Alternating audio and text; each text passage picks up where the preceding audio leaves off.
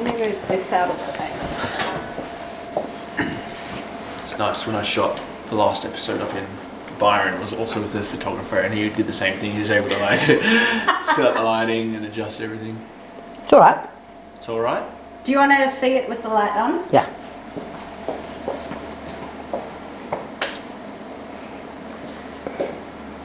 Yeah, I think off. Yeah. It's just too bright. Like it's bright. It's not the like, right light. It's bright, but it's just not nice light. Like it's like this is it's night. Yeah, that's right moody. now. Yeah. It's like what is it? It's like 8 o'clock, 9 o'clock. It's like you don't change. Just everything else is really bright around you, but you still look the same. Yeah. Whereas this is just kind of a vibe. This is a vibe. Okay. All right. Can we turn the heater off? Yes. Yeah, is it too hot for you? No, it's not No, too it's hot. just It's the just with my setup, I don't really Okay. any little bit of noise you really hear it. Yeah. Okay. Where's my journal? That's what my good idea is really on. Oh, yes. Go grab it. The BTS Yeah. and the BTS. Should I do some BTS for you? Yeah. Oh. Mikey, It's the shittest tripod. It's not a tripod. What is it? I just found it. Oh my god, it's not even a tripod. It works in one. What is it? It's a light stand. Is it really? Yeah. No wonder it's so bad. There's a tripod. I'm always like, when I use Heather's tripod, I'm like, this tripod's so much better.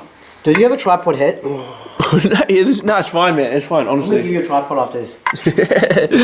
It does the job. Like, as long as it holds... It does make the camera a bit, like, tilted sometimes, though, but... That is hilarious. That's so funny. Well, Light stand. you learn something new every day. I think this is pretty good. Pretty good for a light stand, hey? Hey? Pretty good for a light stand. Yep. They're all the same thing. Right. I think that's good. I'll start. I'll pee. You gotta pee. While you're doing that, there's like a steady stream of... Because you're Recording. recording. Okay. So you know the rules. I pretty much just have 10 questions for you, and that's it. You talk in as little or as much detail as your heart desires. Do I have to like jump out when you jump in when you jump out? Yeah, I'll come out and then you come in. And then Mish, if you can just do like a round of applause when Raph sits down. Okay. Just like Okay. to make it look like we have a big crowd here. I thought it was just you that does the round of applause. No, if there's any extras in the room, they also I love it. are encouraged to applaud. I thought you just have to do it for yourself. It's funny. Phone silent. All right. G'day legends, welcome back to Mikey Talk. Today we have episode 19, it's another guest episode. This guy, man, he's a special guy. He's been a really, I would say, grown to be quite a close friend in my life and a creative powerhouse. He's got some incredible stories and yeah, I'm really excited to share them with you. So introducing you to Raphael.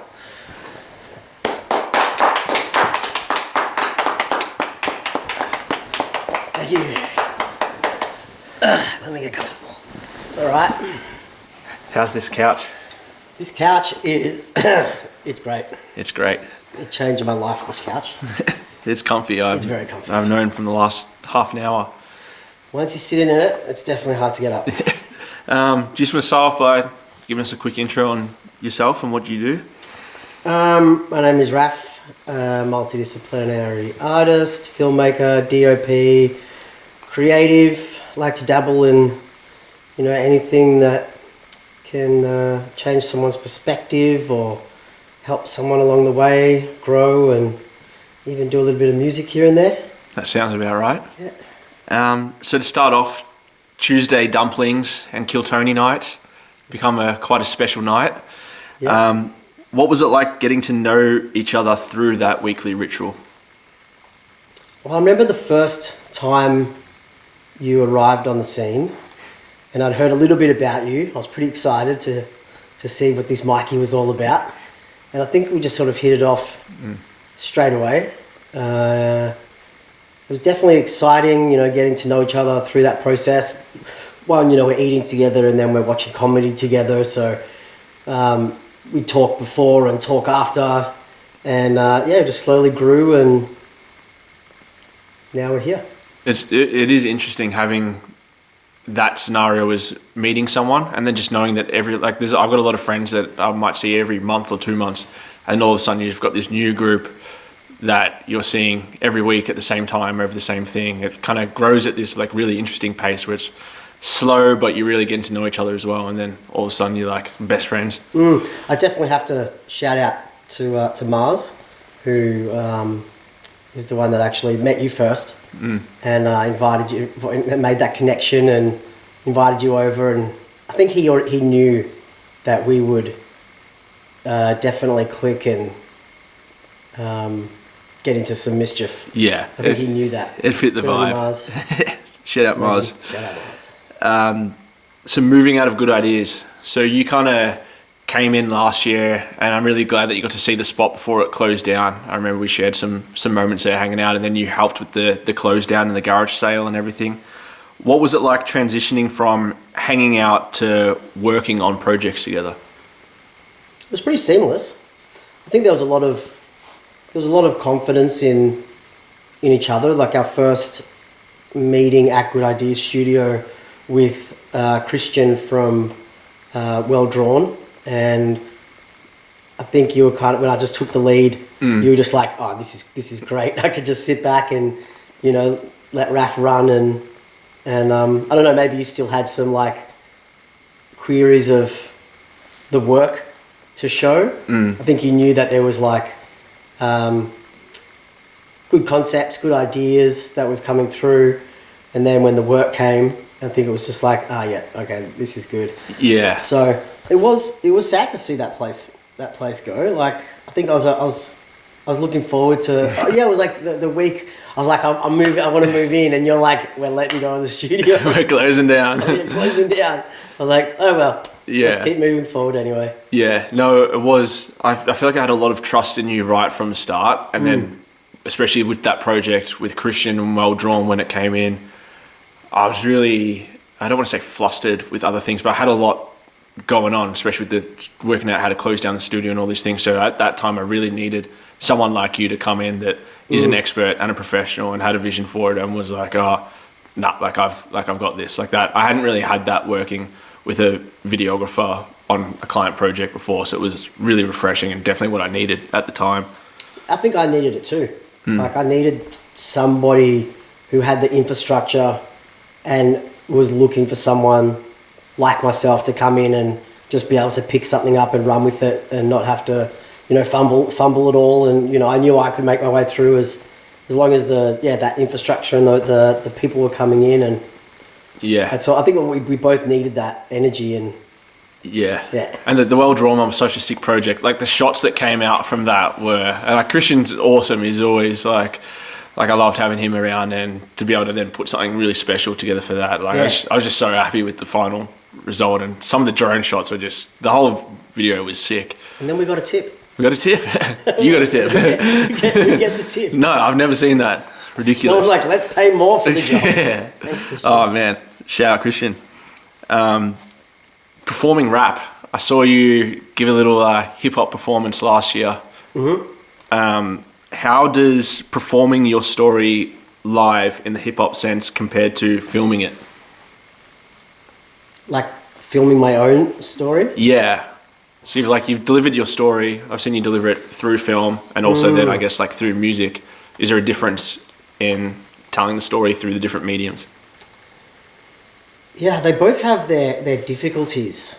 Finding my voice for the music project was a real challenge. It took me like almost 7 years to be happy with it, and in the end I was just like, I had to put it out. So putting it out was a relief, but it was also just like I just wanted to get it out, and I kind of just threw it at the wall to see if it would stick. And the result, you know, I probably could have put some more effort behind the release. I'm good at telling the stories and making the stories, but the release parts of it, you know, even when I make videos for clients, they usually deal with the strategies of putting things out and releasing things, and I just do the making.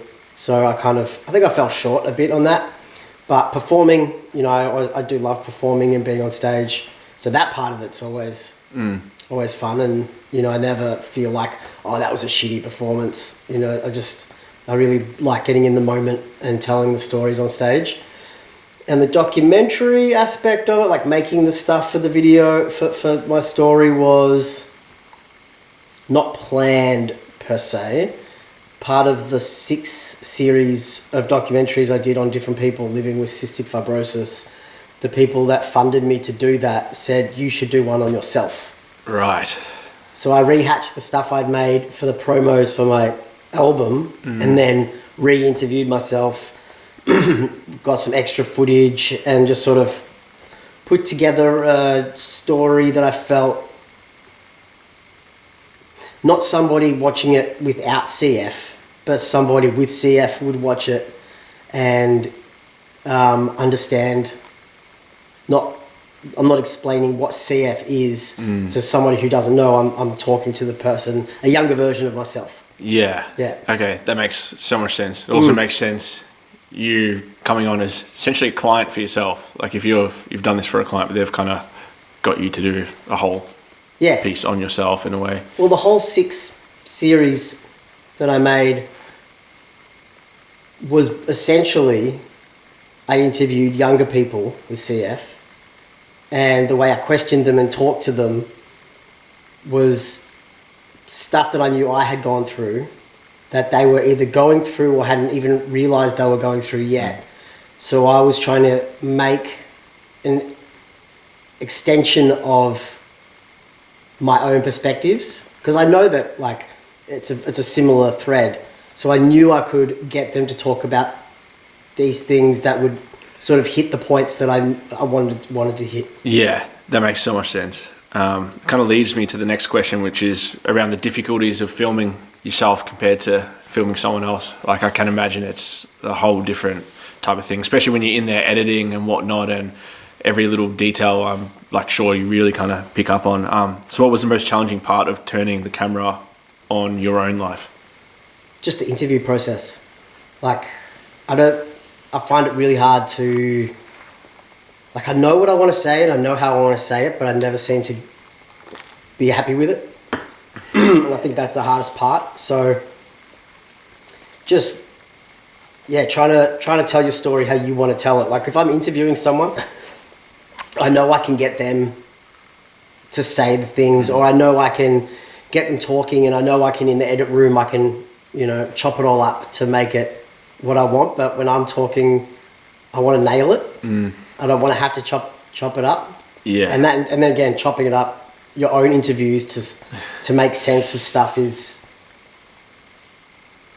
harder, definitely harder to do it for yourself than for someone else. Yeah. Yeah. Do you think the editing process for that one on yourself was longer than the other ones, or did you stick to kind of the same boundaries where I'm like, I kind of want this much time aside for editing, like let's just do it, whatever it is. I just smashed it together. Yeah. I was just like, I was even just grabbing the mic, like a microphone, and just talking parts of it into it, and then just just chopping it together. I guess that is the benefit, that you're like, you don't need to wait for another day to shoot. You're like, I don't think I got that right, and I don't put as much care into my own yeah. that I do with someone else's. I get that. Yeah. And tell me about the moment that you realized you were going to outlive the life expectancy that you were given as a kid. Which time? There was multiple. Yes, it was. So when I was born, it was like probably like 7 years old. So then you hit 7.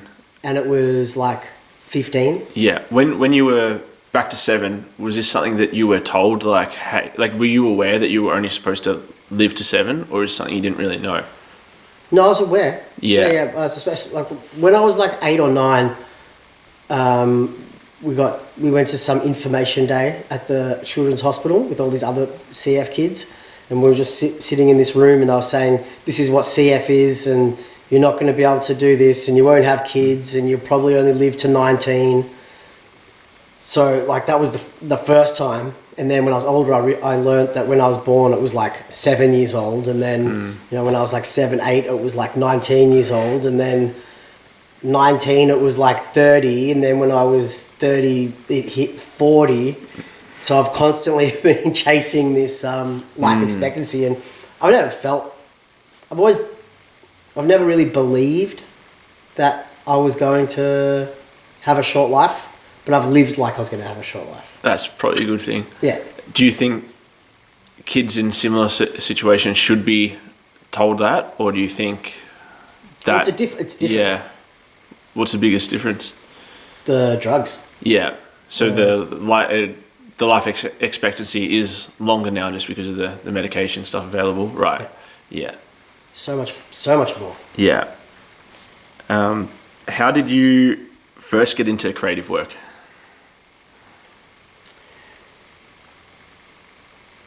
My creative brain started. Well, I always wanted to know the meaning of things. Like I always was listening to songs, and I was always like, "What does that mean?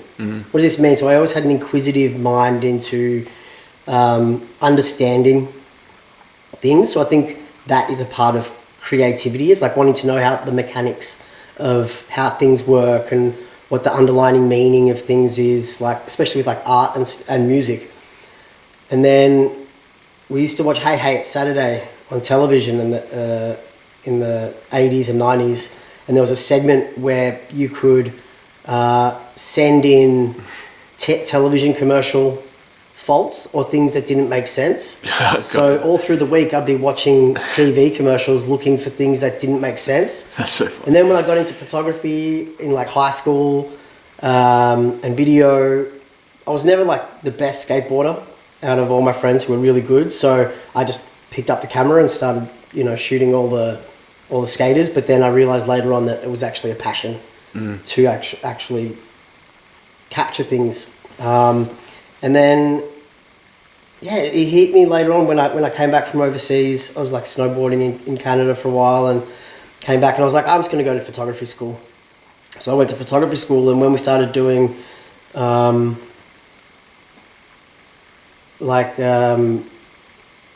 themed projects, the word just popped out of my brain. Folios, Yes. conceptual folio pieces. I would just sit there listening to people's ideas, and I'd be like, "Oh, dude, you could make this better just by doing this or this or this." And then from that, I was also at the same time I was thinking, "Oh shit, that gives me this and this idea." So I was just compounding concepts and ideas, and I could just see how to change things or make things work. Do you think that came from as a kid, just paying such close attention to commercials and trying to? I think that was a big part of it. Yeah. But I think I had a passion for that anyway. Yeah. Like I think there was something in me that was creative. Yeah. Like I love drawing and colouring in and stuff like that, but I always found I was always disheartened in school because there would always be someone better than me. And I'd be like, "Oh, I'm no good at this." It didn't matter what I did, there was always someone better, and I was like, "Oh, I'm not good." Yeah. It's amazing what that can do to you. Yeah. And then when that changes, the difference in, especially how much you enjoy just doing the work and stuff as well. Yeah, when it just doesn't matter what other people do, you just enjoy doing it. Yeah, it's cool.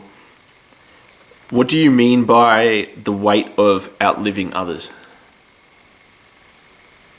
The weight? Yeah, the weight of outliving others. Is that something I said? Yeah, it was in something to do with CF.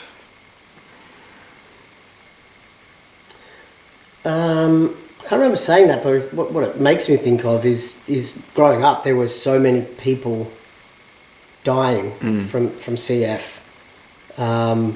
Two things. And so there's a bit of survivor's guilt. And then the other thing is knowing that you're meant to die young from this condition, but knowing that you're going to outlive everybody and watch everybody else die and die alone. So like whether it was like suicide or just illness, but I've always felt that I'm just going to be at everybody's funeral. And it's like just watching all my friends pass away slowly, and then I'll just be the last one, even though I was meant to die young. Yeah. Yeah. It is a funny thought. I remember as a kid, I used to think that sometimes. It's like, all right, with my family, there's 6 of us in the family. One of us is going to go to everyone's funeral, and one of us is going to go to no one's funeral. I'm like, what? I'm like, Same. why am I thinking this? Yeah, it's crazy. I wanted to talk a little bit about perspectives that you would have over certain things because of what you've grown up with compared to others that never had. How has living with CF made you a better creative, or given you something that someone else that doesn't have CF wouldn't have? Empathy. And that's like, I think with empathy,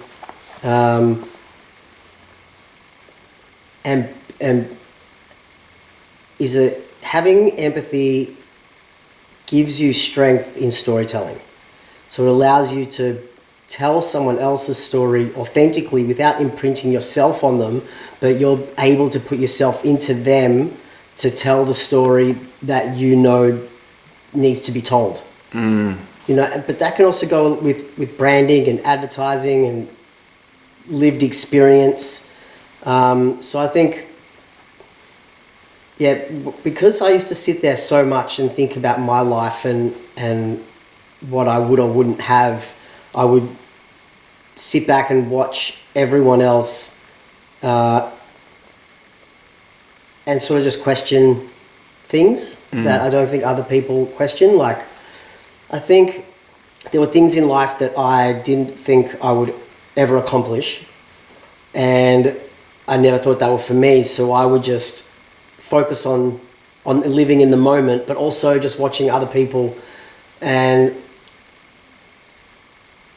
like through school, I didn't see a point of being in school, or like I didn't think I'd get to here, you know, having a nice house and a partner and a life.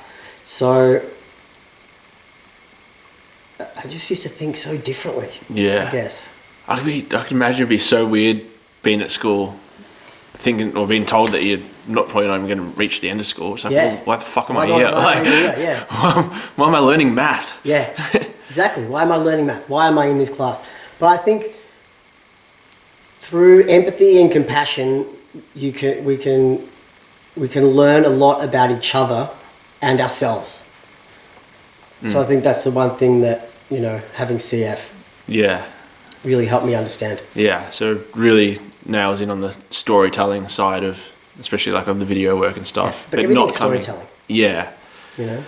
But I like the idea of it not coming from a selfish place where it's like, oh, I want to make this video about someone, tell this story, because it's like, I want to make a video for myself. That's where I guess the empath comes in. It's like, oh no, like I actually like, I understand it. Like with Christian, like he may have been confronting for him, like, you know, talking about the cancer, his wife's cancer, but that was like the whole catalyst for his story, and being able to package that story with, you know, like I totally drew from Wes Anderson, because I felt that quirky aesthetic of storytelling with a semi-dark tone from where it came from, you know, really met together. And I'm not really one to like take an aesthetic, be like, oh yeah, I want to, you know, do a Wes Anderson style thing. It wasn't, it just sort of was like, oh, this is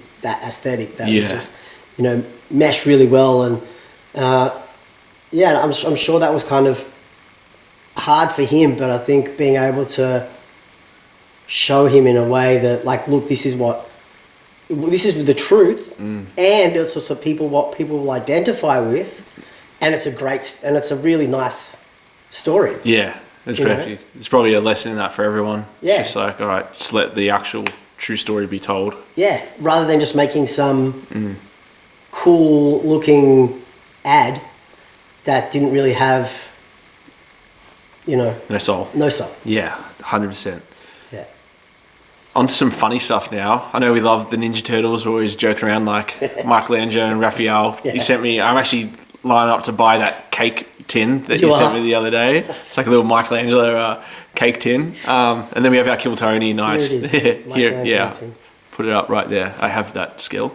And then, the Kill Tony nights and just comedy and just having fun in general. What role does humour play in how you navigate your life?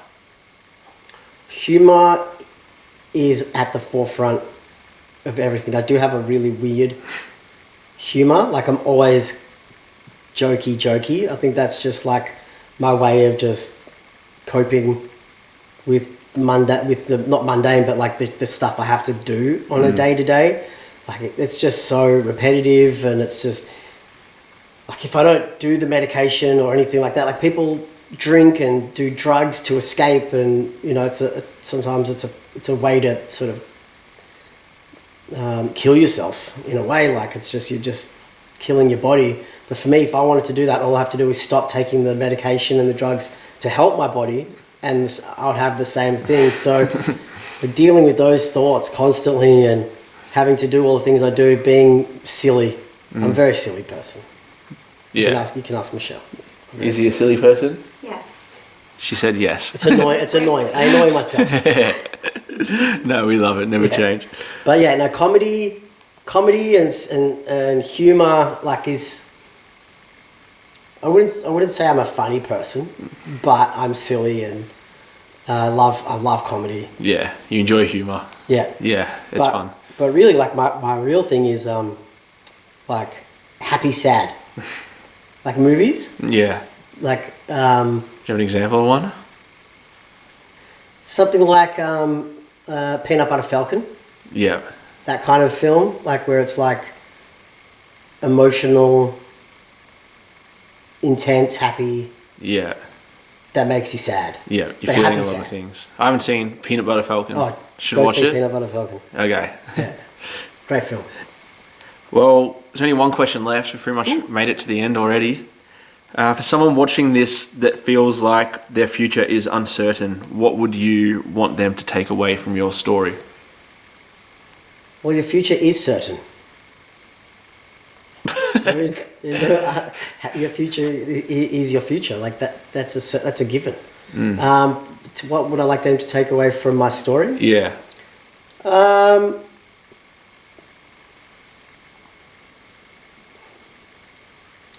Just listen. You know, if you just listen and be aware of the things around you, take things in for what they are, just enjoy the moments. Like everything's there. You just have to sort of open your eyes and just enjoy it.